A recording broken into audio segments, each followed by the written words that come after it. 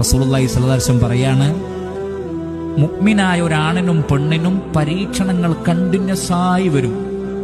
ഒന്ന് ഫീ ജസദി, ശരീരത്തിൽ എന്തുമാകാം, വഫീ മാലി, സമ്പത്തിൽ, വഫീ വലദി, മക്കളെ കൊണ്ടുള്ള പരീക്ഷണം ഒക്കെ ഉണ്ടാവും. ഹത്താ യൽഖല്ലാഹ തആല, റബ്ബിനെ കണ്ടുമുട്ടുന്നത് വരെ ഇത് തുടർന്നുകൊണ്ടിരിക്കും. വമാ അലൈഹി മിൻ ഖതീഅ, പക്ഷെ അതുകൊണ്ടൊരു ഗുണം ഉണ്ടാവും. റബ്ബിനെ കണ്ടുമുട്ടുമ്പോൾ പാപരഹിതനായി റബ്ബിനെ കണ്ടുമുട്ടാൻ കഴിയുന്നതാണ്. ഒരു പാപം ഉണ്ടാവില്ല. അപ്പൊ എന്തിനാ പരീക്ഷണം? നമ്മുടെ പാപങ്ങൾ പുറത്തുതരാൻ. അൽഹംദുലില്ലാ. അതുകൊണ്ട് നബി സല്ലല്ലാഹു അലൈഹി വസല്ലം സന്തോഷിച്ചിരുന്നു. പ്രവാചകൻ ഒരു പനി വന്നാൽ റസൂലുള്ളാഹി സന്തോഷിക്കുമായിരുന്നു എന്നാണ്. സ്വഹാബത്ത് ചോദിച്ചു, അതെന്താ നബിയെ?